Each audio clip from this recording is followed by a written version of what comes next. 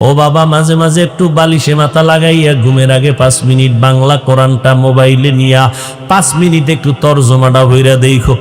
এ ভাই, জীবনভর তো মোবাইল চালাবি, আমার বয়ানও ফিরবি না। তবে একটু অনুরোধ, 5 মিনিট হলো মাঝে মাঝে একটু কোরআন শরীফের তর্জমাটা পড়িয়া দেখিস। পুরাটা তো পারবি না, আমি বলে যাই ছোট ছোট কয়েকটা সূরার তর্জমা পড়িও।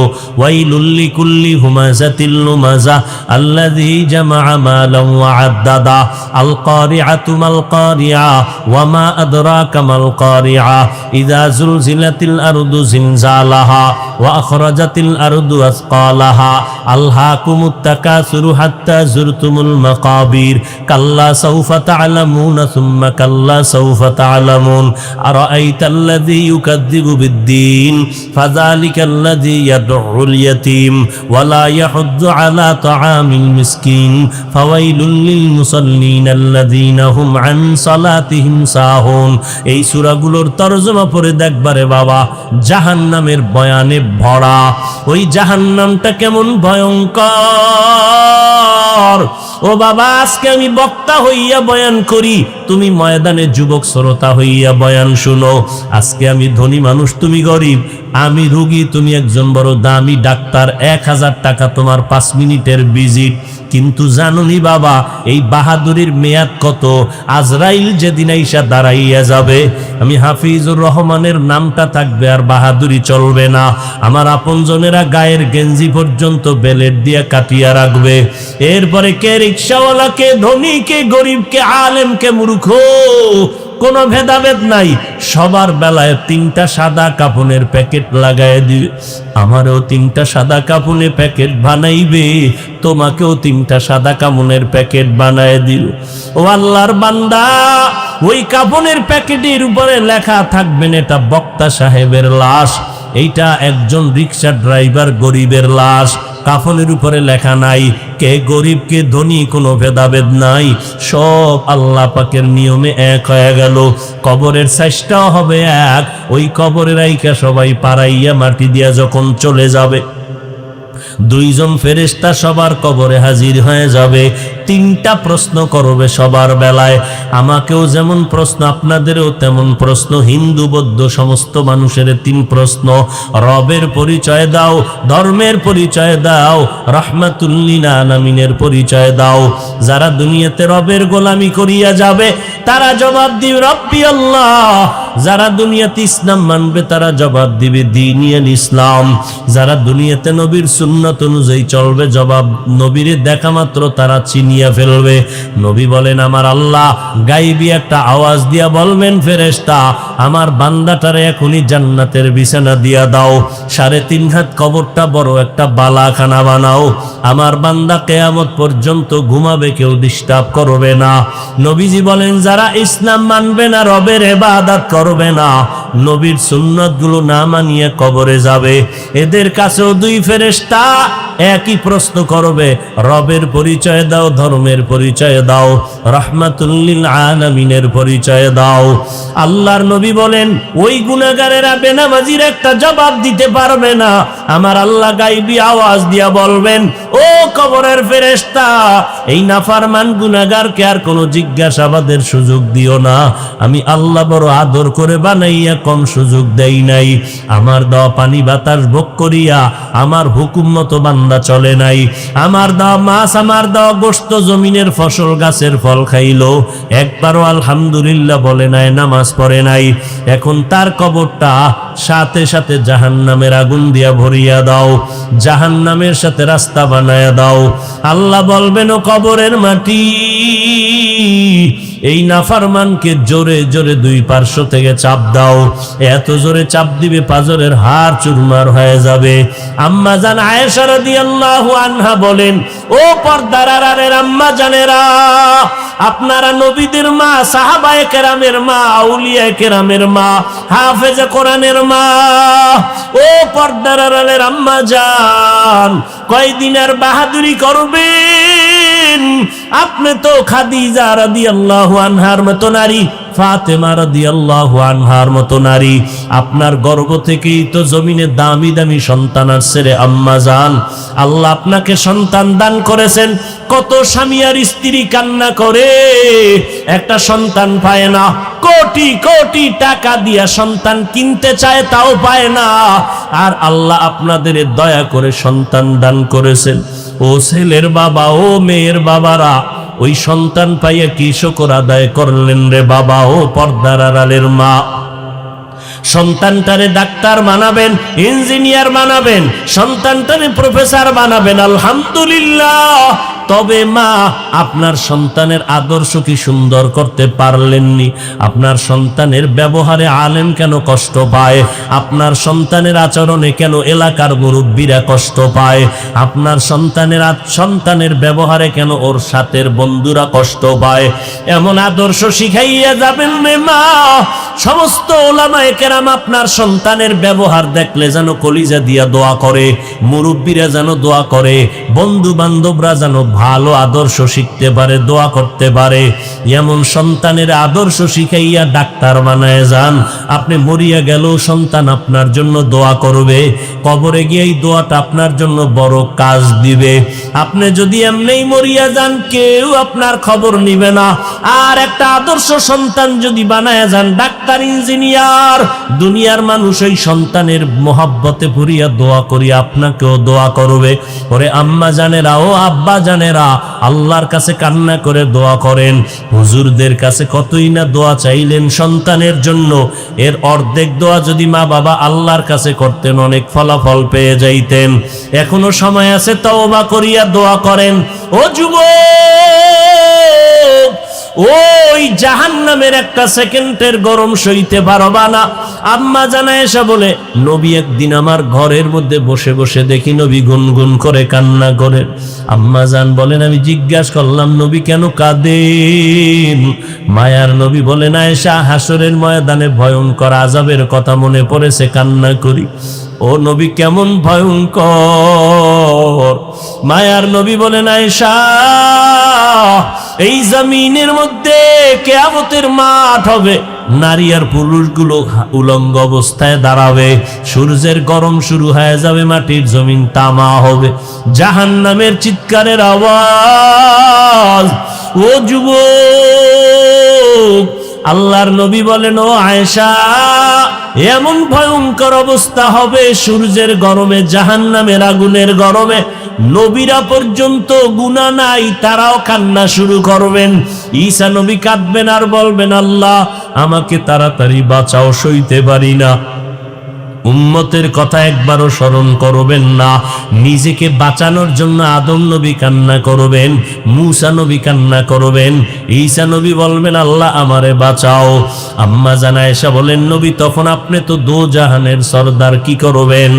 আল্লাহর নবী বলেন, আয়েশা, আমি আমার মালিকের কদমের কিনারায় মাকামে মাহমুদে পরে কান্না শুরু করব আর বলবো, দয়ার মালিক, আমার উম্মতের বাঁচাও, আমার একটা উম্মত যেন জাহান্নামে না যায়। আমার উম্মতের জন্য আমি ঈসা নবীর মতো আসমানে যাই নাই, আমার উম্মতের খবর আসবে আমি জমিনের মধ্যে ছিলাম রে আল্লাহ।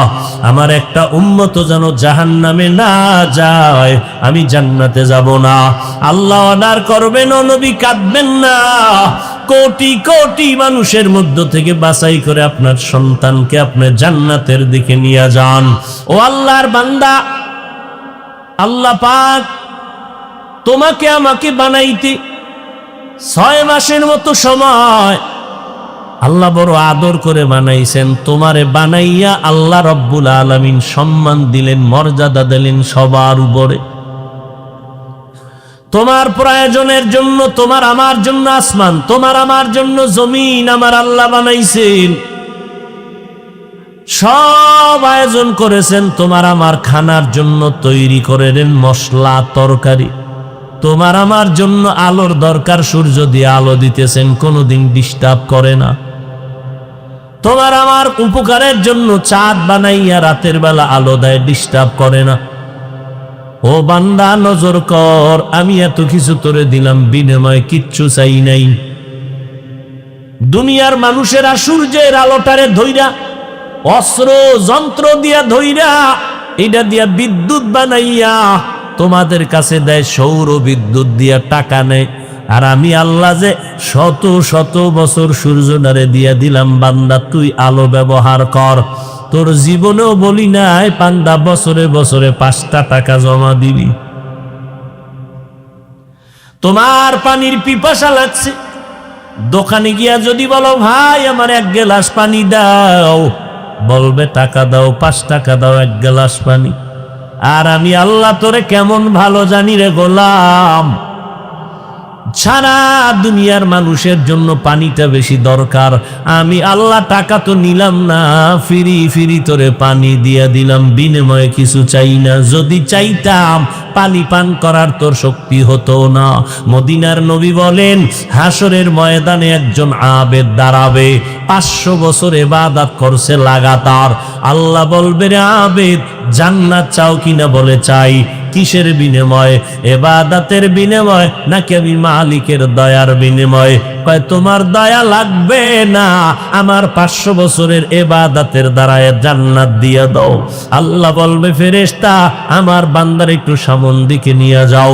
জাহান্নামের গরম হাওয়াটা আসিয়া শরীরের মধ্যে টাচ করবে, বলবে পানি দে, কলিজা শুকায় গেছে। একজন ফেরেশতাকে আল্লাহ অর্ডার দিবে, পানি নিয়ে যাও। 1 গ্লাস পানি নিয়ে বান্দার সামনে ঘুরবে, পানি পানি বলবে, কেউ দাও আমারে পানি। বলে এমনে দিব না, কি চাও? আমার 1 গ্লাস পানির দাম 500 বছরের ইবাদত। আল্লাহর বান্দা বলবে, ইবাদত পরে জান বাঁচাইয়া লই নে, তুই 500 বছরের ইবাদত আমারে পানি দে। ফেরেশতারে 500 বছরের ইবাদত দিয়ে 1 গ্লাস পানি নিয়ে পান করলো, এরপরও পিপাসা মিটে না। ডাক দিয়া কয়, ও ফেরেশতা, ও ভাই আমারে পানি দাও। বলে এখন পানি আছে, দাও ইবাদত দাও। কয় ইবাদত নাই, পানিও নাই। আল্লাহর নবী বলেন, বান্দা আমার মাওলার দরবারে কান্না শুরু করবে, আল্লাহ তুমি আমারে মাফ করে দাও, তোমার দয়া ছাড়া জান্নাত পাওয়ার কোনো রাস্তা খোলা নেই। ও আল্লাহ তুমি আমাকে মাফ করে দাও। আল্লাহ বলবে, যখন আমার দয়ার অনুগ্রহের পেছনে তুই ধাক্কা মেরেছ, আমি আল্লাহ আমার রহমান নামের বরকতে যা তোরে মাফ করে জান্নাত দিলাম। আতিনা ভি দারে দুনিয়া না হাসান, আতিনা ফি দারে উকবা না হাসান, ইয়া দিয়াসাল মুস্তাগীসি নাহদিনা লাফতিখারা বিল উলুমে ওয়াল গিনা।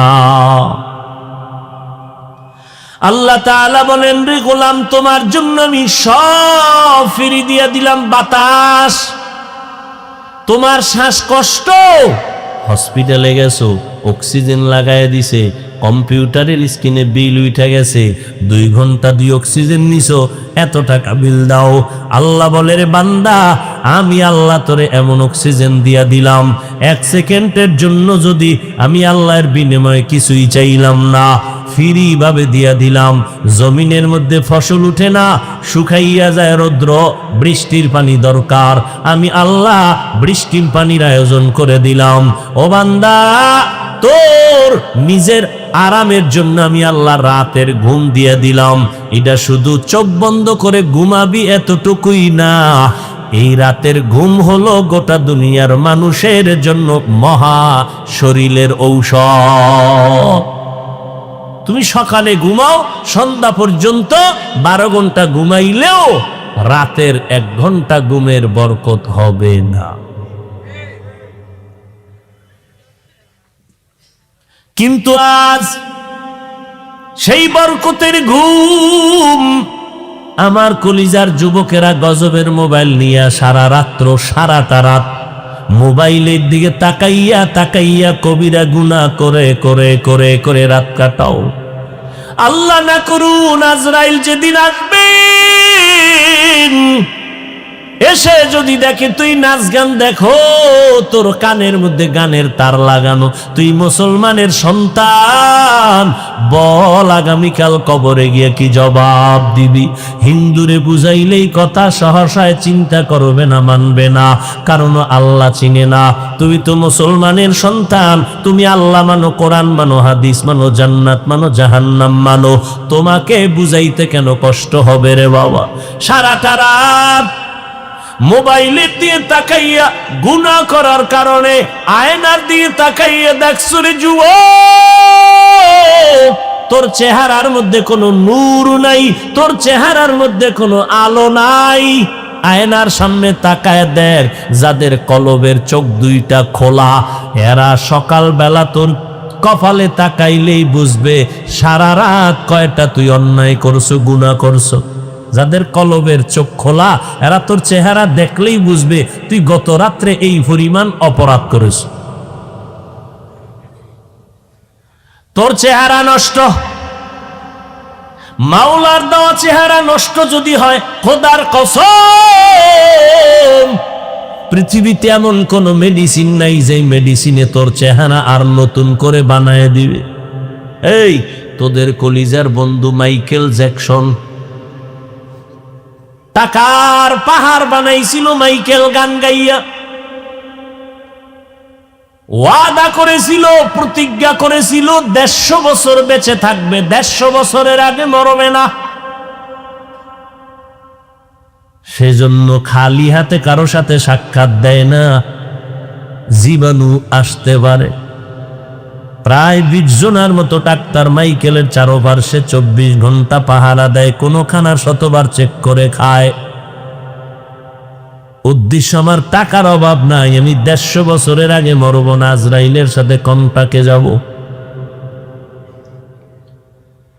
আল্লাহ তাআলা বলেন, আমি মালিক যদি চাই তাই হবে, বান্দা চাইলে কিছুই হবে না। মাইকেলের যখন 50-এর কোঠায় মাত্র ঢুকলো, এখনো 100 বাকি। হঠাৎ ডাক্তারদের কয়, কেমন কেমন যেন একটু শরীরটা ব্যথা লাগে, একটু মাথাও ঘুরা, একটু রেস্টে যাই। কয় রেস্টে যান স্যার। চেক আপ করে সবাই বিছনায় পড়ায় দিল, কোনো রোগ নাই, আরামে শুইয়া গেল, চোখে ঘুম আসলো। ডাক্তারেরা চারপাশে অপেক্ষমান চুপচাপ বসে আছে, মাইকেল উঠেই না। এমন ঘুম দেওয়ার পর স্বাভাবিক সময়ের থেকে বিলম্ব হয়ে যাওয়ার পরে ডাক্তাররা টাচ করলো, শরীর দেখে পুরা শরীর ঠান্ডা, কাঠের মতো শক্ত হয়ে গেছে। ডাক্তারেরা চিৎকার দিয়া কয়, আমরা 20 জন ডাক্তার চেক আপ করলাম, রোগ নাই। যেই মাইকেল 150 বছরের আগে মরবে না, ওই বান্দাটা 50-এর কোঠায় গিয়া আমরা ধরেই রাখতে পারলাম না। কোন ফাঁকে দিয়ে যে আজরাইল ঢুকলো আমরা অনুভব করি নাই। এরে যুবক, তোর যৌবনটা মরণ পর্যন্ত 100 বছর থাকবে। আরে তোর যৌবনটা মোটামুটি 40-45 বছর পর্যন্ত আল্লাহ থাকার একটা ব্যবস্থা করছিলেন। আজকে সেই কবিরা গুনাহ মোবাইলের কারণে তোর শরীরের যৌবন নাই, জীবনটাও নাই, তোর কিডনি নষ্ট হয়ে যাইতেছে। তুই পরীক্ষা কর, দেখ যে ডাক্তারখানায়। তোর হাত কিন্তু দুর্বল হয়ে যাইতেছে, তোর চোখের পাওয়ার কিন্তু দিন দিন কমতেছে, মাথা ব্যথা বাড়তেছে, বুকে ব্যথা বাড়তেছে। ও বান্দা, তুই এখন পড়ালেখা করতে চাও না, বই সামনে নিলে কিছুই বুঝো না, চোখে দেখো না ধোঁয়া, বই পড়তে চাও না। এখন আব্বা আম্মারে কইতেছু নকলের রাস্তা খুলে দাও, নাইলে পরীক্ষা দিয়া লাভ নাই। নকল ছাড়া পাস করা যাবে না। আর একটা রাস্তা মাওলায় দিছে, করোনা। এই করোনা যদি আরো 10টা বছর হইতি, অটো পাস হইয়া বড় ইঞ্জিনিয়ার হইতি। সেজদায় ফিরে দোয়া কর, আরো 10টা বছর করোনা দাও অটো পাসের লাগি। অটো পাস কিরে ফট কিরে চেম্বার খুইলা বসে যাবি, আমি অটো পাসের ডাক্তার, আর ঔষধ দিবি আর মারবি।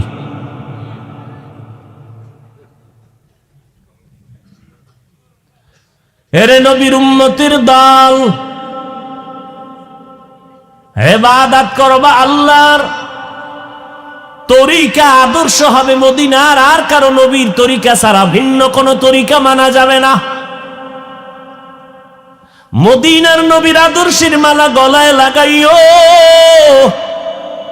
১৫০০ বছর পরে আজও আলহামদুলিল্লাহ তাকায় দেখো ১৫০০ বছর হইয়েই গেল, নবীরে দেখে নাই। তাকাইয়া দেখরে বান্দা, আল্লাহর নবীর রেখে যাওয়া কোরআন এখনো আছে, সুন্নতের আমল যাদের কাছে আছে এদের মতো এখনো সম্মানে জমিনের মধ্যে কেউ নাই। সমস্ত বিধর্মীরা আমাদের দুশ্মন, নবীর দুশ্মন, আলেমদের দুশ্মন, মাদ্রাসার দুশ্মন। এরপরও তাকায় দেখ এই করোনার ভিতরে আলহামদুলিল্লাহ আলেম ওলামাদেরকে এখনো মানুষ সম্মান করে। এটা এলেম আর আমার মাওলার মোহাব্বত, নবীর আদর্শের বরকত।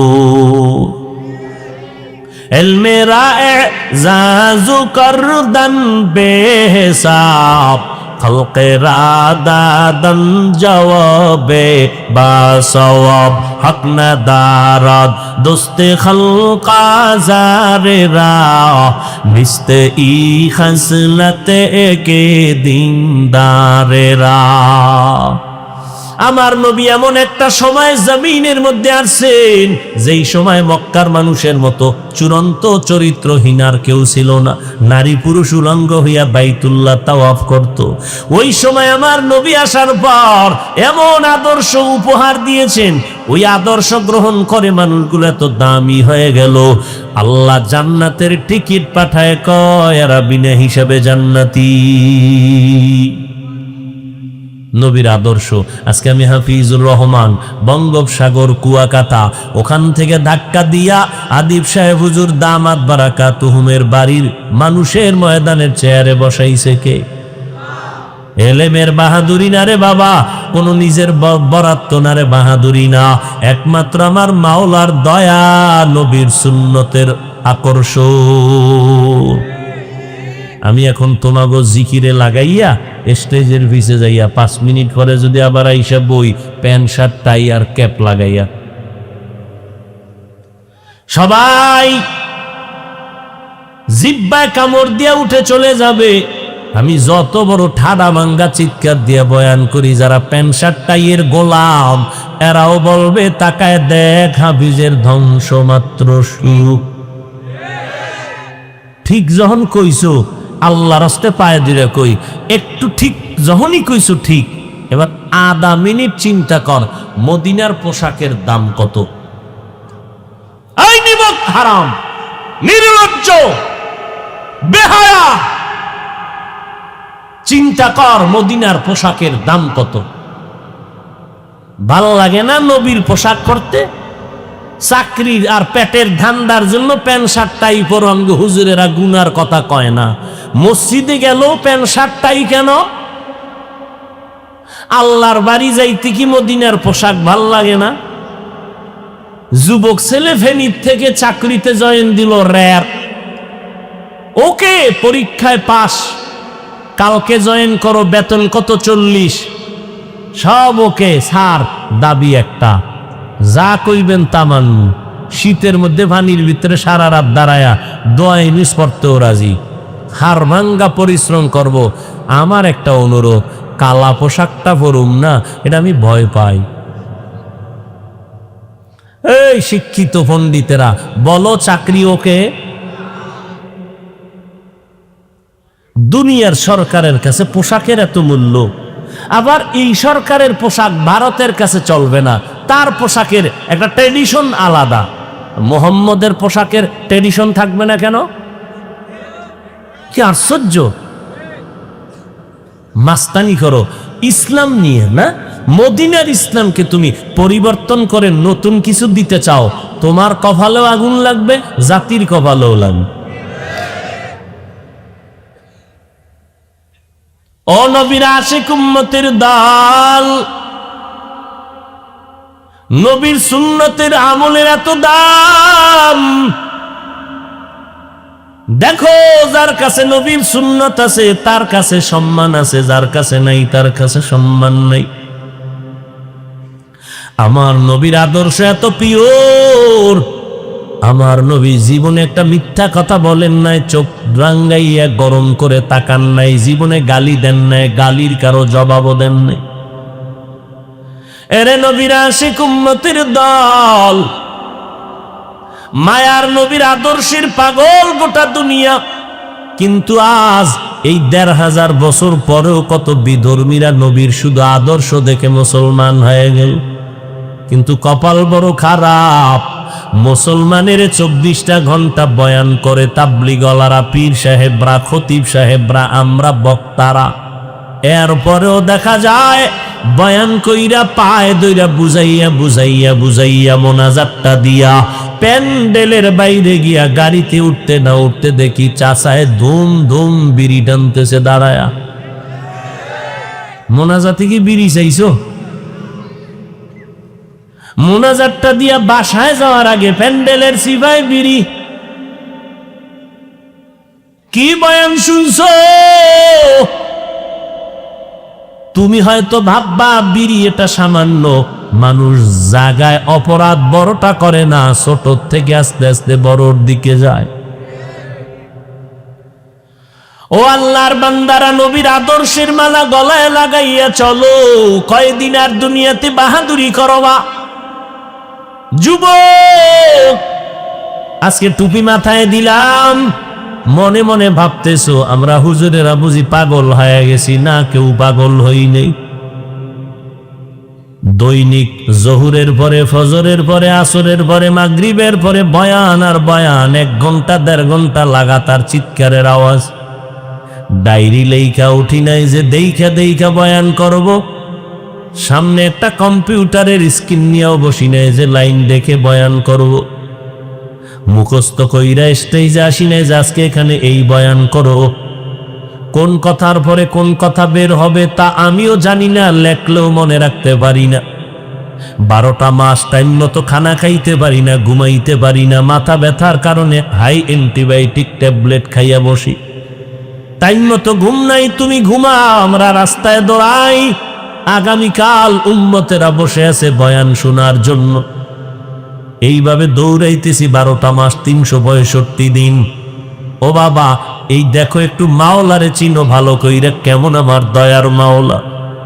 এতগুলো কথা বলতেছি, লক্ষ লক্ষ লক্ষ লক্ষ লক্ষ কথা বের হচ্ছে জিহ্বা নামের মেশিন দিয়া। কোন কথার পরে কোন কথা বের হবে বলা যায় না, আল্লাহ বের করতেছেন। একটা কথা যদি উল্টা পাল্টা হয়, মানুষ উল্টা পাল্টা মন্তব্য করবে। এমনিই তো দোষ নাই, তিল পাইলেই তাল বানায়। কি তিল পাইলেই তাল বানায়? নামাও, এরে নামাও। নাস্তিকের মাথা গরম, মুরতাদদের মাথা গরম। হুজুর হইয়া কেন আবার কপ্টারে হেলিকপ্টারে দৌড়াবে? মাথা গরম, ঘুম নাই, খানা নাই। হুজুরেরা এত টাকা লইয়া যায় কই?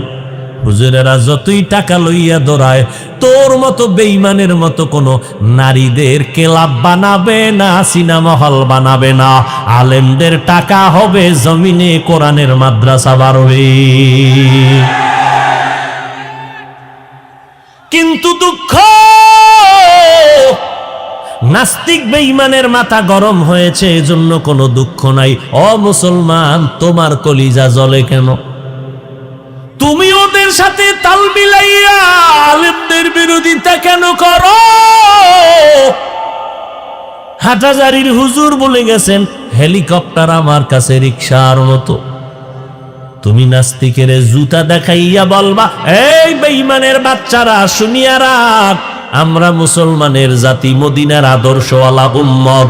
ওরে কোরআন পড়লে, মদিনার নবীর আদর্শ মানলে, কোরআন পড়লে, মাদ্রাসায় পড়লে, আমার মাওলা এমন। সম্মান দেওয়ার মালিককে না তোমার আব্বায়? তোমার আব্বাই যদি সম্মানের চাবি হইতো, আমারে পাড়াইয়া মারতো কত যুগ আগে। তুমি জল্লা ফিরা মইরা যাইতেছ। আল্লাহ কয়, আমি চাইলে সব হবে, বান্দা চাইলে হবে না।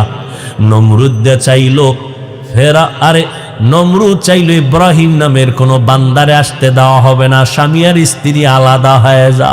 আল্লাহ কয় আমি চাইছি নমরুদ তোর নাকের ডগায় ভাড়ামু ইব্রাহিম রে। কাদ্দা টিকলো। ফেরাউন কইল মুসা নামের কোন পুত্র সন্তান জন্ম দিতে হবে না, কোন ছেলে সন্তান আসলে হত্যা করে দাও। মুসা আসতে পারবে না। আল্লাহ কয় আমি চাইছি তোর ঘরে পাঠাইয়া তোর টাকায় মিশরে বড় করুম এবং মাঝে মাঝে দুই একটা চর মারিয়া তোরে সাইজ করাবো মুসার হাত দিয়া। কাদ্দা টিকলো। ওয়াম্মা কারু ওয়াম্মা কারাল্লাহ ওয়াল্লাহু খায়রুল মাকিরিন।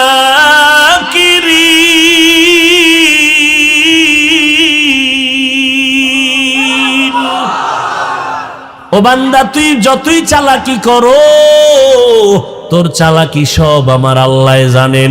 নমরুদ যত চালাকি করলো আল্লাহকে মারার জন্য নমরুদ বাঁশের সিঁড়ি বানাইছে, গুলি করবে, আল্লাহরে গুলি করিয়া মেরে ফেলবে।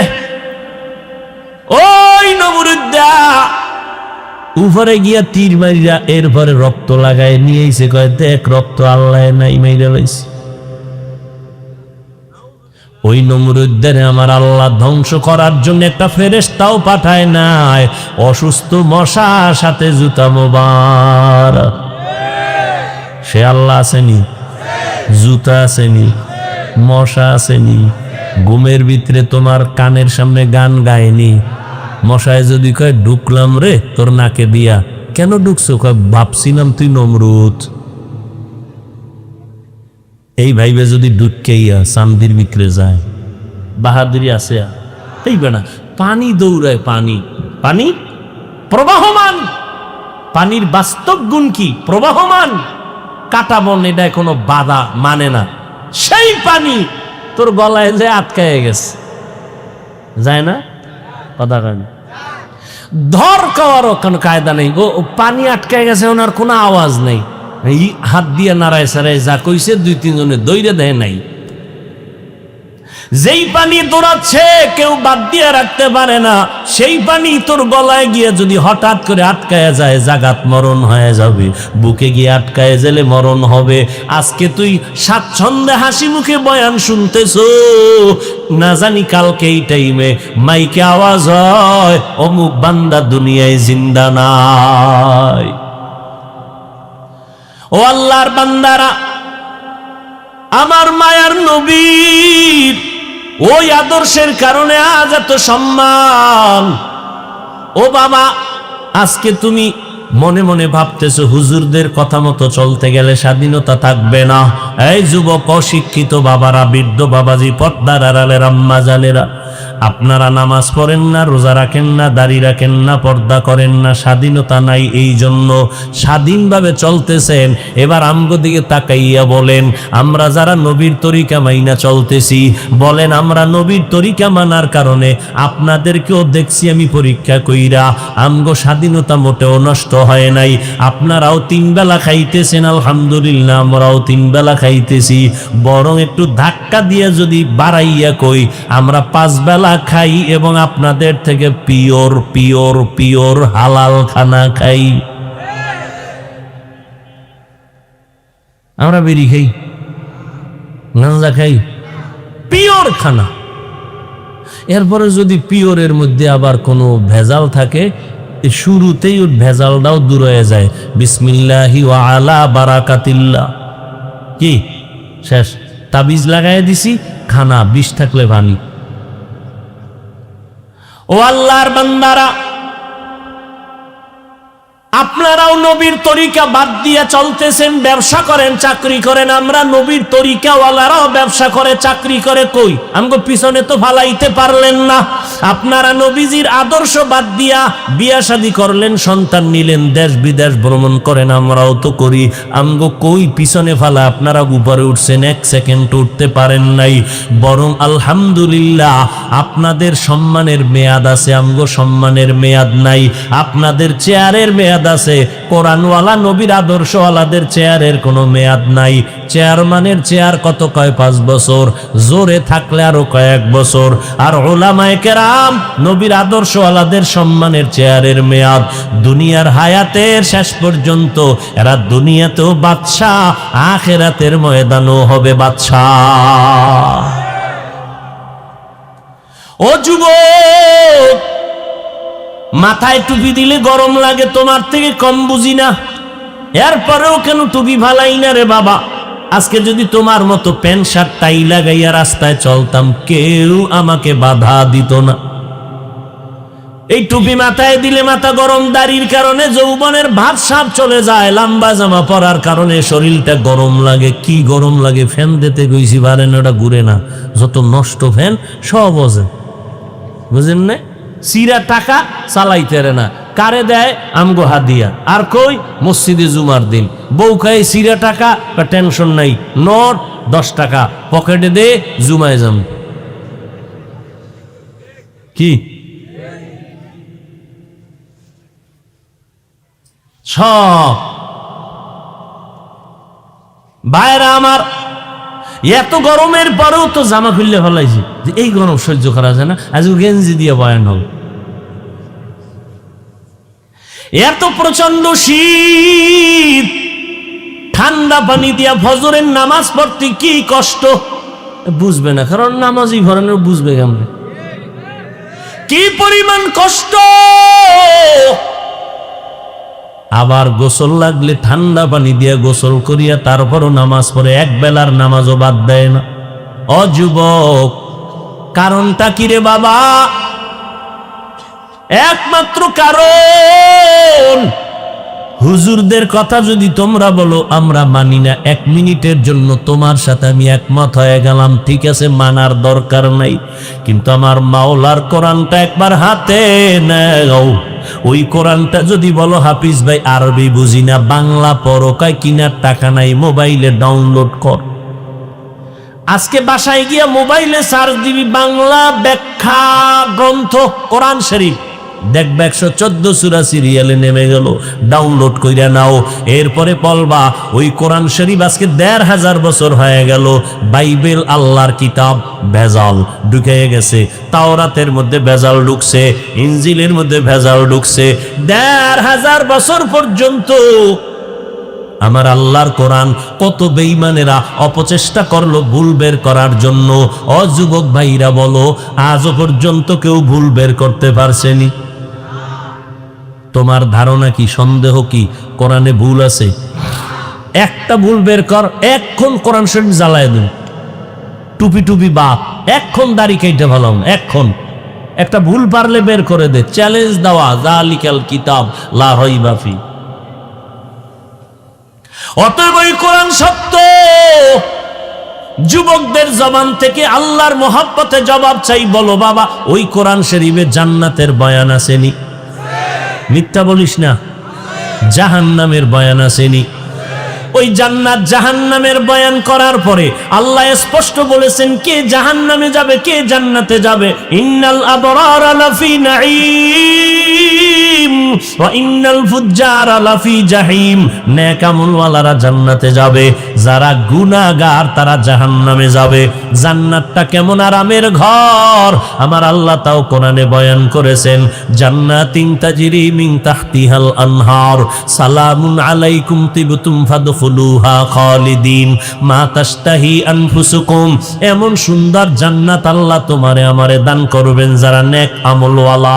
ছোট জান্নাত যে পাবে 10টা দুনিয়ার সমান পাইয়াও আফসোস করবে, আল্লাহ ভিআইপি জান্নাত কেন দিলা না।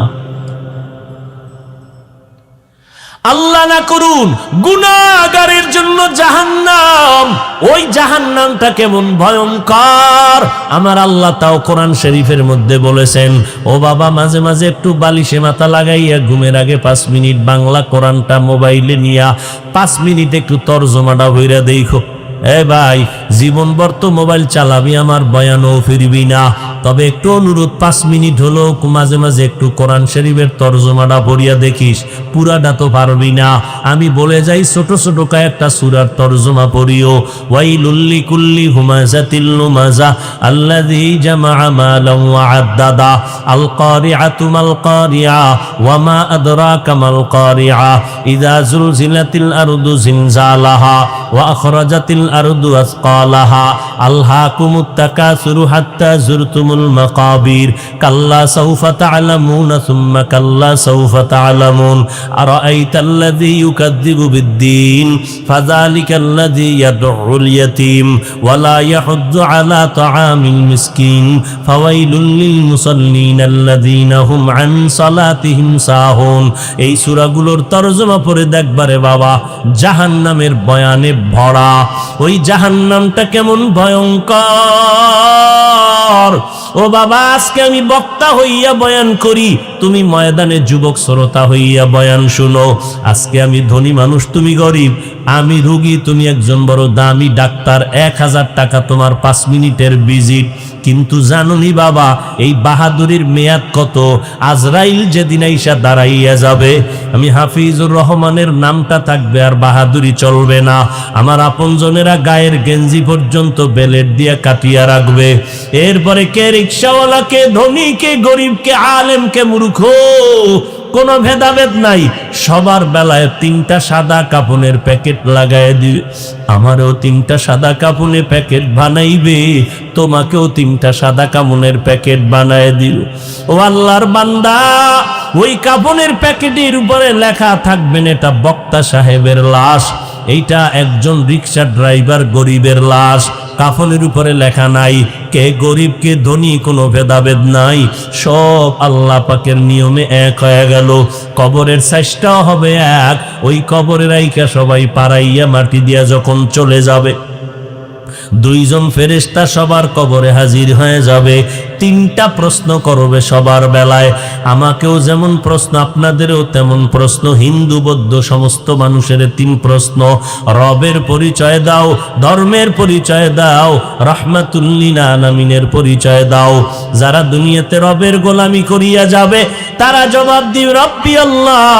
যারা দুনিয়াতে ইসলাম মানবে তারা জবাব দিবে দ্বীনিয়াল ইসলাম। যারা দুনিয়াতে নবীর সুন্নাত অনুযায়ী চলবে, জবাব নবীরে দেখা মাত্র তারা চিনিয়া ফেলবে। নবী বলেন, আমার আল্লাহ গাইবি একটা আওয়াজ দিয়া বলবেন, ফেরেশতা আমার বান্দাটারে এখনই জান্নাতের বিছানা দিয়া দাও। 3.5 হাত কবরটা বড় একটা বালাখানা বানাও। আমার বান্দা কিয়ামত পর্যন্ত ঘুমাবে, কেউ ডিস্টার্ব করবে না। নবীজি বলেন, যারা ইসলাম মানবে না, রবের ইবাদত করবে না, নবীর সুন্নাত গুলো না মানিয়ে কবরে যাবে, এদের কাছেও 2 ফেরেশতা একই প্রশ্ন করবে, রবের পরিচয় দাও, ধর্মের পরিচয় দাও, রাহমাতুল লিল আলামিনের পরিচয় দাও। আল্লাহর নবী বলেন, ওই গুনাহগারেরা বেনামাজির একটা জবাব দিতে পারবে না। আমার আল্লাহ গায়বী আওয়াজ দিয়া বলবেন, ও কবরের ফেরেশতা, এই নাফরমান গুনাহগারকে আর কোনো জিজ্ঞাসাবাদের সুযোগ দিও না। আমি আল্লাহ বড় আদর করে বানাইয়া কম সুযোগ দেই নাই। আমার দেওয়া পানি বাতাস ভোগ করিয়া আমার হুকুম মতো বান্দা চলে নাই।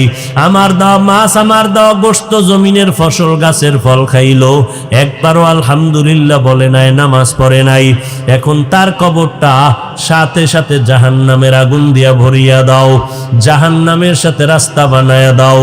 আল্লাহ বলবেন, ও কবরের মাটি, এই নাফরমানকে জোরে জোরে 2 পার্শ্ব থেকে চাপ দাও। এত জোরে চাপ দিবে পাজরের হাড় চুরমার হয়ে যাবে। আম্মা জান আয়েশা রাদিয়াল্লাহু আনহা বলেন, ও পর্দার আড়ালের আম্মা জানেরা, আপনারা নবীদের মা, সাহাবায়ে কেরামের মা, আউলিয়ায়ে কেরামের মা, হাফেজে কোরআনের মা। ও পর্দার আড়ালের আম্মা জান, কয়দিন আর বাহাদুরি করবেন? আপনি তো খাদিজা রাদিয়াল্লাহু আনহার মতো নারী, ফাতেমা রাদিয়াল্লাহু আনহার মতো নারী। আপনার গর্ভ থেকেই তো জমিনে দামি দামি সন্তান আসছে রে আম্মা জান। আল্লাহ আপনাকে সন্তান দান করেছেন। কত স্বামী আর স্ত্রী কান্না করে একটা সন্তান পায় না, কোটি কোটি টাকা দিয়া সন্তান কিনতে চায়, তাও পায় না। আর আল্লাহ আপনাদের দয়া করে সন্তান দান করেছেন। ও ছেলের বাবা, ও মেয়ের বাবারা, ওই সন্তান পাইয়া কি শুকর আদায় করলেন রে বাবা? ও পর্দার আড়ালের মা, সন্তানটারে ডাক্তার বানাবেন, ইঞ্জিনিয়ার বানাবেন, সন্তানটারে প্রফেসর বানাবেন, আলহামদুলিল্লাহ। তবে মা, আপনার সন্তানের আদর্শ কি সুন্দর করতে পারলেননি? আপনার সন্তানের ব্যবহারে আলেম কেন কষ্ট পায়? আপনার সন্তানের আচরণে কেন এলাকার মুরব্বীরা কষ্ট পায়? আপনার সন্তানের ব্যবহারে কেন ওর সাথের বন্ধুরা কষ্ট পায়? এমন আদর্শ শিখাইয়া যাবেন রে মা। সমস্ত ওলামায়ে কেরাম আপনার সন্তানের ব্যবহার দেখলে যেন কলিজা দিয়া দোয়া করে, মুরব্বীরা যেন দোয়া করে, বন্ধু বান্ধবরা যেন ভালো আদর্শ শিখতে পারে, দোয়া করতে পারে। এমন সন্তানের আদর্শ শিখাইয়া ডাক্তার বানায় যান। আপনি মরিয়া গেলেও সন্তান আপনার জন্য দোয়া করবে, কবরে গিয়ে এই দোয়াটা আপনার জন্য বড় কাজ দিবে। আপনি যদি এমনিই মরিয়া যান, কেউ আপনার খবর নিবে না। আর একটা আদর্শ সন্তান যদি বানায় যান ডাক্তার, ইঞ্জিনিয়ার, দুনিয়ার মানুষ ওই সন্তানের মোহাব্বতে পড়িয়া দোয়া করি আপনাকেও দোয়া করবে। ওরে আম্মা জানেরা, ও আব্বা জানেরা, আল্লাহর কাছে কান্না করে দোয়া করেন। হুজুরদের কাছে কতই না দোয়া চাইলেন সন্তানের জন্য, এর অর্ধেক দোয়া যদি মা বাবা আল্লাহর কাছে করতেন অনেক ফলাফল পেয়ে যাইতেন। এখনো সময় আছে, তওবা করিয়া দোয়া করেন। ও যুবক, ওই জাহান্নামের একটা সেকেন্ডের গরম সইতে পারবা না। আম্মা জানা এসে বলে, নবী একদিন আমার ঘরের মধ্যে বসে বসে দেখি নবী গুনগুন করে কান্না করে। আম্মা জান বলেন, আমি জিজ্ঞাসা করলাম নবী কেন কাঁদেন? মায়ার নবী বলেন, আয়েশা, হাসরের ময়দানে ভয়ঙ্কর আযাবের কথা মনে পড়েছে, কান্না করি। ও নবী কেমন ভয়ঙ্কর? মায়ার নবী বলেন, আয়েশা, এই জমিনের মধ্যে কিয়ামতের মাঠ হবে, নারী আর পুরুষগুলো উলঙ্গ অবস্থায় দাঁড়াবে, সূর্যের গরম শুরু হয়ে যাবে, মাটির জমিন তামা হবে, জাহান্নামের চিৎকারের আওয়াজ। ও যুবক, আল্লাহর নবী বলেন, ও আয়েশা, এমন ভয়ঙ্কর অবস্থা হবে সূর্যের গরমে, জাহান্নামের আগুনের গরমে, নবীরা পর্যন্ত গুনাহ নাই, তারাও কান্না শুরু করবেন। ঈসা নবী কাঁদবেন আর বলবেন, আল্লাহ আমাকে তাড়াতাড়ি বাঁচাও, সইতে পারি না। উম্মতের কথা একবারও স্মরণ করবেন না। নিজেকে বাঁচানোর জন্য আদম নবী কান্না করবেন, মূসা নবী কান্না করবেন, ঈসা নবী বলবেন, আল্লাহ আমারে বাঁচাও। আম্মা জানা আয়েশা বলেন, নবী তখন আপনি তো দোজাহানের সরদার, কি করবেন? আল্লাহর নবী বলেন, আয়েশা, আমি আমার মালিকের কদমের কিনারায় মাকামে মাহমুদে পরে কান্না শুরু করব আর বলবো, দয়ার মালিক, আমার উম্মতের বাঁচাও, আমার একটা উম্মত যেন জাহান্নামে না যায়। আমার উম্মতের জন্য আমি ঈসা নবীর মতো আসমানে যাই নাই, আমার উম্মতের খবর আসবে আমি জমিনের মধ্যে ছিলাম রে আল্লাহ। আমার একটা উম্মত যেন জাহান্নামে না যায়, আমি জান্নাতে যাব না। আল্লাহ অর্ডার করবেন, ও নবী কাঁদবেন না। কোটি কোটি মানুষের মধ্য থেকে বাছাই করে আপনার সন্তানকে আপনি জান্নাতের দিকে নিয়ে যান। ও নবীর উম্মতেরা, মায়ার নবী উম্মত গুলো বাছাই করে করে করে করে নিয়ে যাবে। আম্মা জানা এসে বলে, কেমনে বাছাই করবেন এত মানুষ? নবী বলেন, আমার উম্মতেরা যারা 5 বেলার ওযু বানাইয়া নামাজ পড়তো দুনিয়ায়, হাসরের ময়দানে এদের ওযুর অঙ্গগুলো নূরের আলোতে ঝলমল করতে থাকবে। আমি নবী দেখিয়া বাসিয়া বাসিয়া আমার উম্মত জান্নাতের ময়দানে নিয়ে যাব। ও আল্লাহর বান্দারা, স্কুলে পড়ো বাধা নাই, চাকরি করো, ব্যবসা করো, বাধা নাই, 5 বেলার নামাজটা আদায় করিও, মা বাবার দোয়া নিয়ে চলিও। মা বাবার চোখের পানি আর দোয়া ছাড়া তুমি সম্মানের চেয়ার পাও নাই, পরীক্ষায় ভালো নাম্বার উঠাতে পারো নাই। ওই মা বাবার চোখের পানি আর দোয়া, আজকে তুমি গাড়ি বাড়ির মালিক। ও আল্লাহ, আজ এই ময়দানকে কবুল করে নেন। ওই আল্লাহর কাছে তওবার নিয়তে গুনাহ থেকে স্মরণ করে আল্লাহকে অন্তর দিয়া বলো, আল্লাহ এই জমিনে আসিয়া কম অন্যায় করি নাই শয়তানের ধোকায়। আজকে থেকে তওবা করে নিলাম, আর গুনাহ করব না, নামাজ ছাড়ব না, মা বাবারে কষ্ট দিব না, ওলামায়ে কেরামের বিরোধিতা করিয়া গুনাহগার হব না, নিজে নবীর সুন্নাত অনুযায়ী চলিয়া যাব। এই রকম পাক্কা গলায় ছুরি আসলে মরে যাব, নামাজ ছাড়া হবে না, নবীর তরিকার বাইরে চলবেন না।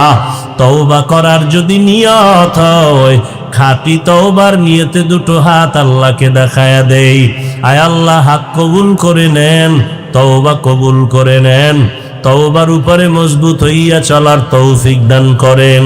আলহামদুলিল্লাহি রাব্বিল আলামিন, ওয়াসসালাতু ওয়াসসালামু আলা সাইয়্যিদিল আমবিয়াই ওয়াল মুরসালিন ওয়া আলা আলিহি ওয়া আসহাবিহি আজমাইন। ইয়া আরহামার রাহিমিন, ইয়া আরহামার রাহিমিন, ইয়া আরহামার রাহিমিন। রব্বিরহামহুমা কামা রব্বায়ানি সগীরা। আল্লাহুম্মা ইন্নাকা আফুউন কারীম তুহিব্বুল আফওয়া ফা'ফু আন্না। আল্লাহুম্মা ইন্না নাসআলুকা রিযাকা ওয়াল জান্নাহ ওয়া নাউযু বিকা মিন সাখাতিকা ওয়ান নার। আয় আল্লাহ তাআলা, গুনার বোঝা মাথায় নিয়ে হাত তুললাম, মেহেরবানি করে আমাদের জীবনের সব গুনাহগুলো মাফ করে দেন আল্লাহ, মাহফিল কবুল করে নেন। الذي أرسله بالحق بشيرا ونذيرا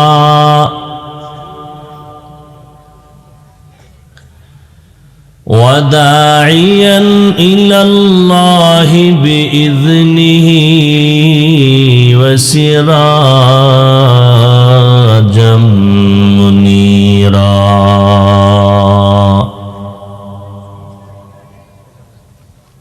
وبعد فأعوذ بالله من الشيطان الرجيم.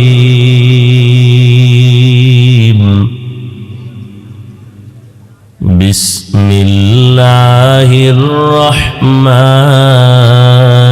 الرحيم. وما خلقت الجن والإنس إلا ليعبدون.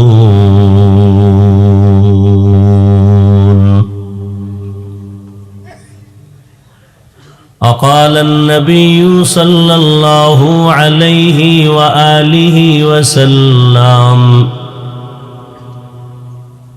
لا طاعة لمخلوق في معصية الخالق،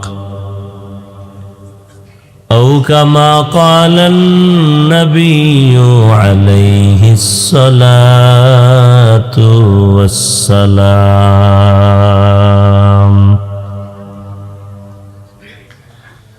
صدق الله مولانا العظيم، وصدق رسوله النبي الأمي الكريم، ونحن على ذلك من الشاهدين والشاكرين والذاكرين، والحمد لله رب العالمين.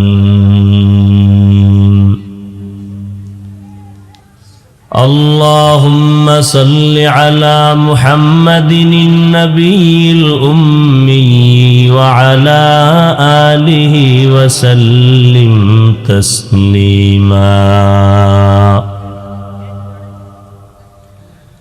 سبحانك لا علم لنا إلا ما علمتنا إنك أنت العليم الحكيم. رب اشرح لي صدري ويسر لي أمري واحلل عقدة من لساني يفقه قولي.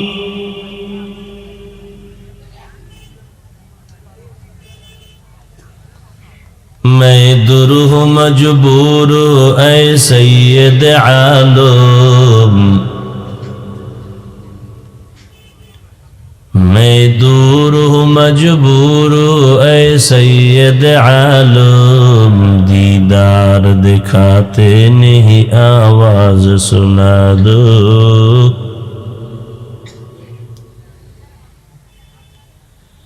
दीदार दिखाते नहीं आवाज सुना दो।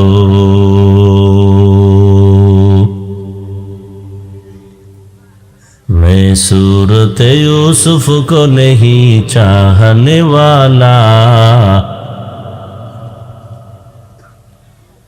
मैं सूरत यूसुफ को नहीं चाहने वाला, मैं कैस के मानंद नहीं आशिक लैला, मैं कैस के मानंद नहीं आशिक लैला।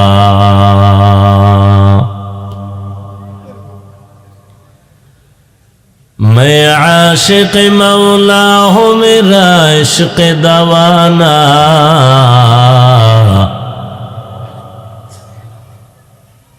मैं आशिक मौला हूँ मेरा इश्क दवाना, ई जुमला जहाँ जिसकी तजल्ली से उजाला, जुमला जहाँ जिसकी तजल्ली से उजाला। नबीजी बोलेन ला ताआता ली मखलूकिन फी मासियातिल खालिक, कोनो मखलुकेर इताअत करा जाবে না খালেকরে অসন্তুষ্ট করে। আল্লাহকে অসন্তুষ্ট করে পৃথিবীর কারো অনুসরণ করা যাবে না, হারাম।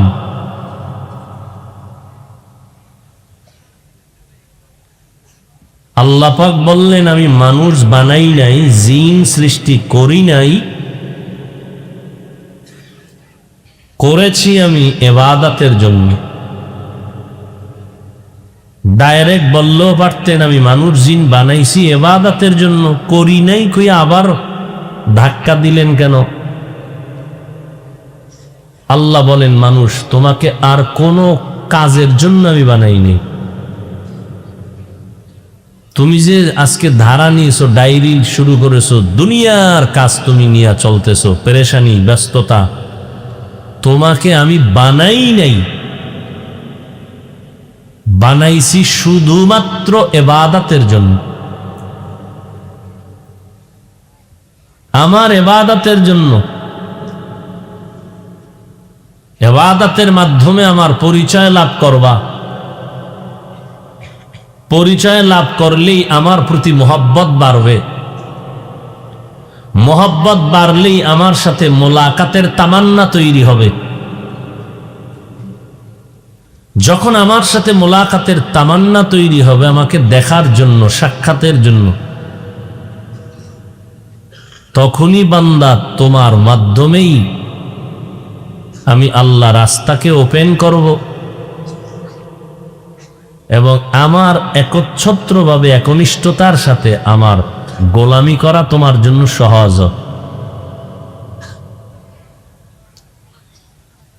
ওদিকে আল্লাহ রসুল বললেন আল্লাহকে অসন্তুষ্ট করে পৃথিবীর কারো আনুগত্য করা যাবে না, হারাম। কেন? বলে অন্যের আনুগত্য করবা কেন? সেটা হলো কথা। আল্লাহকে বেজার করে অন্যকে খুশি করবা কেন?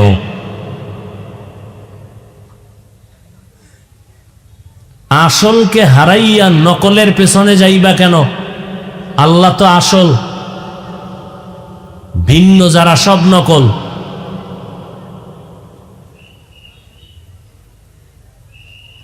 আবার সে আল্লাহর পরিচয় লাভ করলাম ইবাদতের দ্বারা, আবার সেই ইবাদতটার পদ্ধতি শিখলাম রসুলের মাধ্যমে, কোরআন হাদিসের মাধ্যমে। আমি পর্যন্ত এগুলো অন্বেষণের পেছনে সিংহভাগ অবদান উলামায়ে কেরামের। কি বুঝলাম? ওলামায়ে কেরাম না থাকলে কোরআন শিখতে পারতাম না, হাদিস শিখতে পারতাম না, কালেমা শিখতে পারতাম না, নামাজ রোজার নিয়ম জানতে পারতাম না। তাহলে আমার সামনে ওলামায়ে কেরাম আমার মাথার মুকুট। ওলামায়ে কেরাম আমার রসুলের মাধ্যমে সব পেয়েছেন ধারাবাহিকভাবে। অতএব ওলামায়ে কেরামের মাথার মুকুট রসুল, আমার রসুল, এর মাধ্যমে আমরা আল্লাহর মারেফত অর্জন করলাম। অতএব আমার রসুল সবার মুকুট। এজন্য খালেক হিসাবে আমার আল্লাহ হলেন এক, শ্রেষ্ঠ, অতুলনীয়। আর মাখলুক হিসাবে একমাত্র আমার রসুল হলেন শ্রেষ্ঠ, অতুলনীয়, এক। ইবাদত করার জন্য আল্লাহ আমাদেরকে সৃষ্টি করেছেন, আর কোনো কাজের জন্য আল্লাহ আমাদের বানান নাই। আদ-দুনিয়া খুলিকাত লাকুম ওয়া আন্নাকুম খুলিকতুম লিল আখিরাহ। দুনিয়া নামক গ্রহ সৃষ্টি করা হয়েছে তোমাদের জন্য হে মাখলুক, আর তোমাদেরকে সৃষ্টি করা হয়েছে আখিরাতের পুঁজি অর্জন করার জন্য। এজন্য তুমি দুনিয়াতে আসার মাকসাদ কি? আখিরাতের পুঁজি অর্জন করবা দুনিয়ার বাজারে। আর তোমার কাজ নাই, বাজার শেষ, দৌড় দাও আখিরাতের বাড়ি। কুন ফিদ দুনিয়া কাআন্নাকা গরীবুন আও আবিরু সাবিল। দুনিয়াতে তুমি মুসাফির, মুসাফির সামান্য সময় কোথাও থাকতে গিয়ে বাড়ি ঘর করে না, জরুরত সারা হলেই দৌড়। দুনিয়ার মুসাফির আমরা, জরুরত সারতে আসছি, জরুরত শেষ, আমার দৌড় দিতে হবে আখিরাতের ময়দানে।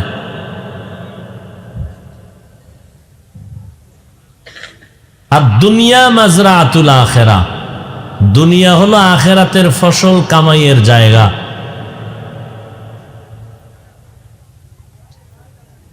পানি ছাড়া নৌকা যেমন চলে না, তবে সতর্ক, পানি যেন নৌকার ভেতরে ঢুকে না।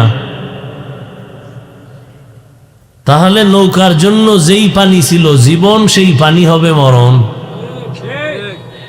দুনিয়া ছাড়া আখিরাত কামাই করা যাবে না।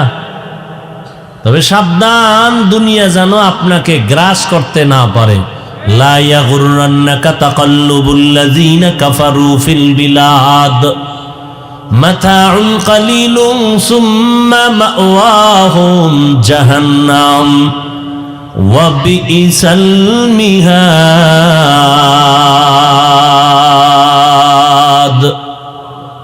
কাফের বেঈমানের অট্টালিকা দেখে গোলক ধাঁধায় পড়িও না, এটা বিউটি পার্লারের মতো সৌন্দর্য, স্থায়ী না। জামকালা বিউটি পার্লারে গিয়া সাদা হয়ে গেছে। এই সাদা কি আসল সাদা? পানি লাগলেই গজব, রৌদ্র লাগলেই গজব, এরপরে আরো ভয় স্থায়ী চেহারায় রোগ হবে যার ঔষধ নাই। এটার নাম কি? বরণ। বরণ, হ্যাঁ, এটার কোনো ঔষধ আসেনি। আল্লাহ সবাইকে হেফাজত করো। আল্লাহর ইবাদত করব, চিনি না ইবাদত কি, জানি না ইবাদত কি, বুঝি না ইবাদত কি। আল্লাহ কয় বুঝার জন্য ব্যবস্থা দুইটা, ব্যক্তি আর কিতাব। ব্যক্তি আমার রসুল, কিতাব আমার কোরআন। সমস্ত ব্যক্তিদের শ্রেষ্ঠ আমার মুহাম্মদ রাহমাতুল লিল আলামিন।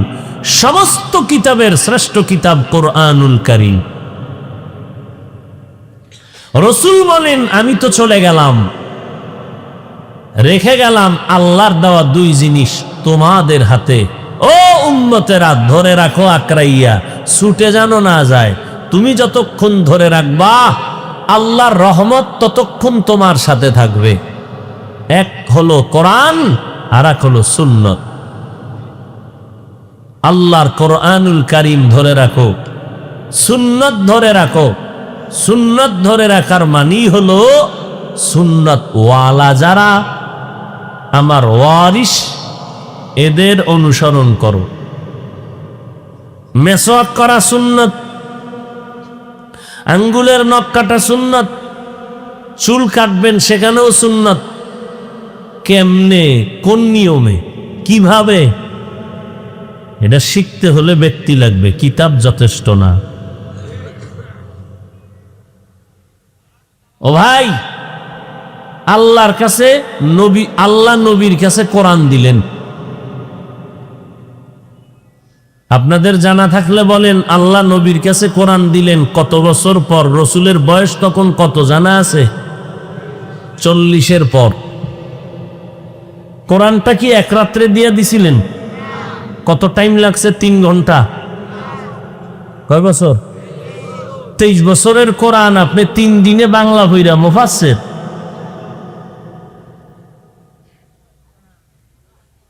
আরে বাপ রে বাপ, মুফাসসিরে কোরআন 23 বছরের কোরআন আপনি 3 দিনই শিয়া ফেলাইবেন। আবার তাও হুজুর ছাড়া, মাওলানা ছাড়া। কেউ যদি কোরআনের স্রেফ 29টা অক্ষর শিখতে চায় শুদ্ধ বিশুদ্ধ ভাবে, কয়টা অক্ষর? আলিফ বা তা শেষ পর্যন্ত ইয়া, এই 29টা অক্ষর কেউ যদি বলে আমি একা একা শিখবো, কারো কাছে যাব না, তাহলে ওর এই অক্ষর নিয়ে জাহান্নামে যেতে হবে। ইংরেজিতে লিখে দিছে, বাংলায় লিখে দিছে আলিফ বা তা, এইভাবে একা একা দেখে দেখে যদি পড়ে শুদ্ধ হবে। 100% তাকে অবশ্যই বিশুদ্ধ উচ্চারণের জন্য কোনো ওস্তাদ ধরতেই হবে, সেটা মসজিদের মুয়াজ্জিন হোক, যে হোক। এই 29টা অক্ষর শিখতে যদি ওস্তাদ লাগে, 30 পারা কোরআন শিখতে কেন ওস্তাদ লাগবে না? মুনাফিকের গোষ্ঠী কি বলে? কোনো আলেম লাগে না, ওলি লাগে না, আউলিয়া লাগে না, এদের কপালে ইশারায় লালকালি দিয়া বলো তুমি ভণ্ড। 29টা অক্ষর শিখতে এত বলেন, আপনারা সাক্ষী দেন, সহযোগিতা করেন, সত্য কথা মানতে না পারলেও সমর্থন করেন।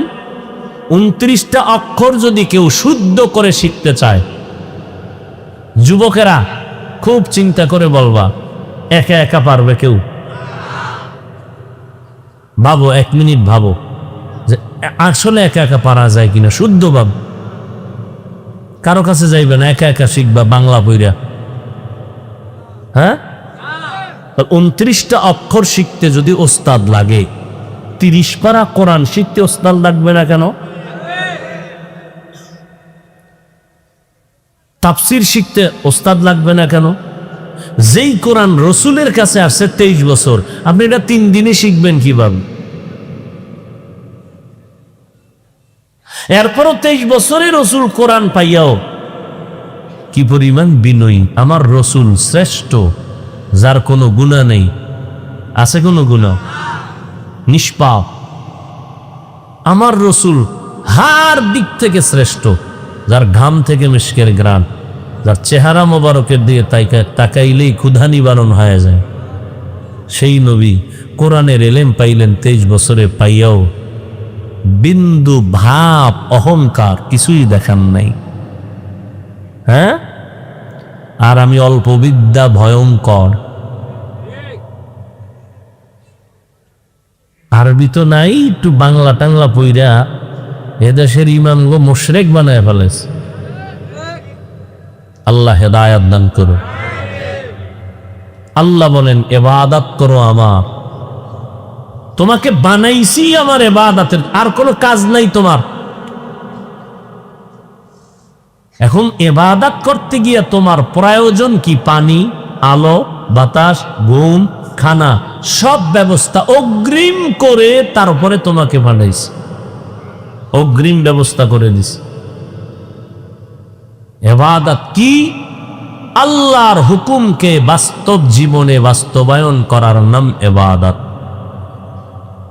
ইবাদত আল্লাহর হুকুম জীবনে বাস্তবায়ন করার নাম। ইবাদত কেন করবেন? রবের সাথে মোলাকাত আমার উদ্দেশ্য, জাহান্নাম থেকে মুক্তি পাইয়া বিনা হিসাবে পাবো জান্নাত আমার লক্ষ্য। করব কি সিস্টেমে? এক সিস্টেমে ইবাদত করতে হবে, আর কোনো ভিন্ন দ্বিতীয় কোনো সিস্টেম নাই। একটা আদর্শকে ফলো করে চলতে হবে, একমাত্র শুধুমাত্র কেবলমাত্র মুহাম্মদের আদর্শ। ওই আদর্শকে ফলো করে ইবাদত করলে সওয়াব, নামাজ পড়লে সওয়াব, রোজা রাখলে সওয়াব, ব্যবসা করলে সওয়াব, চাকরি করবেন সওয়াব, ঘুমাইবেন সওয়াব, বাথরুমে যাবেন সওয়াব, ইবাদত। আর ওই রসুলের তরিকা বাদ দিয়া নামাজ পড়বেন গুনাহ, রোজা রাখবেন গুনাহ, জিকির করবেন গুনাহ, ঘুমাইবেন গুনাহ, ব্যবসা করবেন গুনাহ। কেন এত দাম মুহাম্মদের আদর্শের? মুহাম্মদের আদর্শের মতো পারফেক্ট এবং পাওয়ারফুল আদর্শ পৃথিবীতে নাই, কিয়ামত পর্যন্ত কেউ দিতে পারবেও না। অন্য দুনিয়ার মানুষেও কিছু কিছু আদর্শ তৈরি কইরা বাজারে বিক্রি করেছে। আব্রাহাম লিঙ্কনের আদর্শ বাজারজাত করেছে, মাও সেতুনের আদর্শ বাজারজাত হয়েছে, লেনিনের আদর্শ, কালমার্সের আদর্শ, প্লেটোর আদর্শ। কেউ আদর্শ দিয়া মানুষকে শান্তির মুখ দেখাতে পারে নাই। এক কথায় বলা যায় সমস্ত আদর্শ দুনিয়ার মানুষের বানানো নাপাক, একমাত্র মদিনার নবীর আদর্শই হলো পাপ। দুনিয়ার মানুষের আদর্শ নাপাক কেন? মানুষের আপদমস্তক নাপাক। এক তো তার চোখ নাপাক গুনার কারণে, দিল নাপাক, অন্তর নাপাক, কান নাপাক, হাত নাপাক। এরপরে খাদ্য খাইতেছে যা হারাম। কেমনে খায়? হারাম। হালাল কামাই নাই, সুদের টাকার ব্যবসা, সুদের টাকার চাকরির কামাই রুজি সব হারাম। রক্ত হারাম, গোশত হারাম। এরপরে যদি খায় বিড়ি আর গাঞ্জা, এরপরে মদের বোতল নাই। মদের বোতল খাওয়ার পরে তার বিবেক সঠিক না ব্যাঠিক হয়নি? নাকি আপনাদের এই অঞ্চলে মদ করে জিকির টিকির করে মদ খাইয়া? হ্যাঁ, মদ খাইয়েই সে কুত্তার থেকে খারাপ হয়। কুকুরের চরিত্র এত খারাপ হয় না, মদখোরের চরিত্র যেই পরিমাণ খারাপ হয়। এই লোকটাই যদি কোনো আদর্শ বিক্রি করে তাহলে এর বিকৃত বিকৃত। আল্লাহ উঠেন কেন আপনারা? কি বেড়াও? হ্যাঁ, কি শেষ করে দিব? ভাল লাগে না? হায়,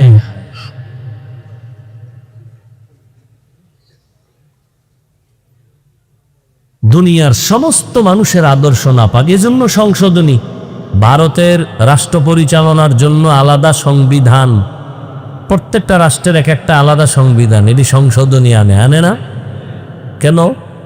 আগের গুলো একটু ওল্ড হয়ে গেছে, এখন আপডেট দরকার, একটু দুর্বল সবল দরকার, নতুন থিওরি। কথা ঠিক নেই? মুহাম্মদের থিওরি কিয়ামত পর্যন্ত চলবে, কোনো সংশোধনী নেই। কোন ইসলামের ব্যানারওয়ালায় যদি কয় সেই বহু আগের মদিনার ইসলামকে একটু মডিফাই করা দরকার, মডেলিং করা দরকার, ওরে জুতা উঁচু করে দেখায় বলবা এই বেঈমান, মুহাম্মদের আদর্শ নয়, তোর বিবেককে সংশোধন করতে হবে। মুহাম্মদের আদর্শের কোনো সংশোধনী নেই, ওটা স্পষ্ট কিয়ামত পর্যন্ত চলবে, সিল লাগায় দিয়েছেন, কমপ্লিট, বাড়ানো কমানো যাবে না। আল ইয়াউমা আকমালতু লাকুম দীনাকুম ওয়া আতমামতু আলাইকুম নি'মাতি ওয়া রাদিতু লাকুমুল ইসলাম দীনা। বিদায় হজের ভাষণে 9 তারিখে আমার আল্লাহ আয়াত নাজিল করে সিল লাগায় দিয়েছেন, মুহাম্মদের দিন পরিপূর্ণ, বাড়াইতেও পারবা না, কমাইতেও পারবা না। মুহাম্মদের আদর্শের মাধ্যমে প্রেসক্রিপশন তৈরি করে দেওয়া হয়েছে, কিয়ামত পর্যন্ত চলবা, কিয়ামত পর্যন্ত এটা সচল, মানুষের কল্যাণের জন্য, অকল্যাণ হবে না। এই প্রেসক্রিপশনটা ফলো করে চলো। দুনিয়ার কেউ যদি বলে মুহাম্মদের আদর্শের একটু ডান বাম করা দরকার, পরিবর্তন করা দরকার, বুঝতে হবে তার মেধা নষ্ট হয়ে গেছে, তার মেধা ভালো না, কলব খারাপ। ১,৫০০ বছর পরে আজও তাকাইয়া দেখো, মদিনার সুন্নত অনুযায়ী দাড়ি আর টুপি আর পাগড়ির কারণে, পোশাকের কারণে এই জমিনের মধ্যে তার এই পরিমাণ সম্মান, আর কোন ব্যক্তির এই পরিমাণ সম্মান নাই। গোটা দুনিয়াটাকে নিস্তেজ বানায় দিল করোনা মহামারী, ব্যবসায়ীর ব্যবসা বন্ধ, চাকরিজীবীর চাকরি বন্ধ হয়ে গেল। কিন্তু তাকাইয়া দেখো রে বাবা, একটা মাদ্রাসাও বন্ধ হয় নাই। কার কুদরত? এটা কি গোপন কথা না ওপেন? চোখের সামনে না? এরে আল্লাহর গোলাম, এই মহামারী করোনার ভেতরে লাশ আর লাশ, বাবায় মরে গেছে, সন্তান কিনারায় যায় না, করোনা। লোক দিয়া টাকা দিয়া রাস্তার ঢালে ফালাইয়া দিয়া বাপ ফালাইয়া রাখছে, সন্তান চলে গেল, দরজা লক করে দিল। একদিন পরে আমার পুলিশ ভাইরা খবর পাইয়া লাশটারে নেওয়ার জন্য লোক নিয়ে হাজির হইয়া লাশ থানার মধ্যে নিয়ে গেল। আমার পুলিশ ভাইরা কিছু আর সিংহবাগ করোনা যুক্ত, করোনা আক্রান্ত লাশগুলোর দাফন, কাফন, গোসল, জানাজার সব কিছু আঞ্জাম দিল এই জমিনের সিংহবাগ টুপিওয়ালা উলামায়ে কেরাম। তাকাইয়া দেখ, একজন মাওলানা করোনায় মরে নাই। কে বাঁচাইছে? আর তোমারে শুধু মাস্ক বাঁচাইছে, পুরা ট্রিপল মাস্ক বাঁচাইছে। যমুনা গ্রুপের মালিক কোথায় চলে গেল করোনায়? আল্লাহ বুঝায় দিলেন, সতর্কতা অবলম্বন করবি, ঠিক আছে, তবে এটা তোর আসল না, আসল আমি আল্লাহ। আমি যদি বাঁচাই তো মাস্ক ছাড়াও বাঁচাইতে পারি, আর আমি যদি ডাক দেই তোর মাস্কও তোরে বাঁচায় রাখতে পারবে না। কাদের কুদরত দারি বরকামাল, আন্তা রব্বি আন্তা হাসবি জুল জালাল, তুহি কাদের জলিলুল্লাহ জাহাদার, বহর হালে তুহি মেরা নিগাহদার। আল্লাহ পাক রব্বুল আলামিন বলেন, আমি তোমাদের ইবাদত করার জন্য বানাইছি, আর কোনো তোমাদের কাজ নাই, তোমরা আমার ইবাদত করবা, আর কারো গোলামি করবা না। কারণ আমি তোমাকে যা দিছি তোমার আব্বা আম্মা তোমারে তা দিতে পারে নাই। দুনিয়ার কেউ তোমার এই পরিমাণ আপন করতে পারে নাই, তোমারে দিতে পারে না আমি যা দিছি। বরং তুমি যাদের আপন মনে করো তারা তো কিছু তোমারে দেয় নাই, বরং আল্লাহর দেওয়াটা টেনে টেনে কেড়ে কেড়ে নিয়ে নিছে, দেয় নাই, নিয়ে গেছে। ও আল্লাহর বান্দা, আল্লাহ অনেক কিছু দিছেন যা দুনিয়ার কেউ আমাকে দেয় নাই। হ্যাঁ, টুকটাক দুনিয়ার কেউ যদি আমাকে কিছু দেয় তাও স্বার্থের জন্য।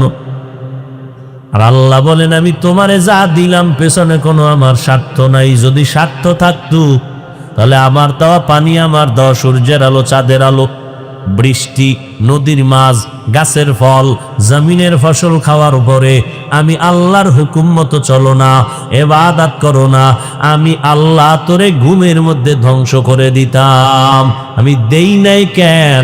আমি আল্লাহ স্বার্থপর না। আমি আল্লাহ তোমারে নিঃস্বার্থ মোহাব্বত করি, ভালোবাসি, কারণ আমি তোমারে বহু আদর করে বানাইছি। আসমান জমিন বানাইলাম, বিশাল বড় আসমান, জমিন থেকে 9,30,00,000 মাইল উপরে সূর্য। প্রথম আসমান 500 বছরের দূরত্ব। এইভাবে 7টা আসমান আল্লাহ বানাইলেন, 7টা জমিন বানায় রাখলেন। এই যে আসমান জমিন বানাইয়া যেইভাবে সেট করে দিলেন, ওইভাবে আসমান ওই জায়গায় আছে, নড়াচড়াও করে না। এই আসমানগুলো এক একটা আসমান 500 বছরের মোটা। এক আসমান থেকে আর এক আসমানের মাঝখানে 500 বছরের জায়গা খালি। আল্লাহ কয় তাকায় দেখ, এত বিশাল আসমানগুলো নড়াচড়াও করে না, নিচের থেকে কোনো খুঁটিও নাই, আবার উপর থেকে রশি দিয়ে কোনো টানাও নাই। বিশাল বড় প্যান্ডেল ঠিক রাখার জন্য কি পরিমাণ খুঁটি দেওয়া হলো। আল্লাহর আসমান টানায় রাখছে, কোনো খুঁটি নাই। জমিনটাও রাখছেন আল্লাহ পাক ভাসাইয়া। নজর করে দেখ, এত বিশাল আসমান, এত বিশাল জমিন আমার আল্লাহ বানাইতে সময় নিলেন ফি সিত্তাতি আইয়াম, মাত্র 6 দিন। আর তোর মতো বান্দা নাপাক পানির থেকে মায়ের গর্ভে আস্তে আস্তে করে বানাইতে আমার আল্লাহ সময় নিয়েছেন 6 মাসের মতো। এত বিশাল আসমান বানাইতে সময় লাগে না। আর তোরে আমি আল্লাহ অনেক সুন্দর করে আস্তে আস্তে বানাইছি। 40 দিন 40 দিনের শোধন করে করে ফেরেশতারে কাজে লাগাইয়া নাপাক পানি, রক্তের খণ্ড, এরপরে সেই রক্ত আবার গোশত, এর উপরে হাড্ডি, এর উপরে আবার গোশত দিলাম। তোর কোনো অস্তিত্ব ছিল না, আমি আল্লাহ তোর মায়ের গর্ভে সুন্দর করে বানাইলাম। হাল আতা আলাল ইনসানি হিনুম মিনাদ দাহরি লাম ইয়াকুন শাইআম মাযকুরা ইন্না খালাকনাল ইনসানা মিন আমশাজিন মিন নুতফাতিন আমশাজিন নাবতালি ফাজআলনাহু সামিআম বাসীরা। ও ভাই, তোমার কোনো অস্তিত্বই ছিল না। তোমার অস্তিত্ব যখন শুরু, তখন তুমি নাপাক পানি। বাহাদুরি করো, তোমার আমার অস্তিত্ব নাপাক পানির দ্বারা।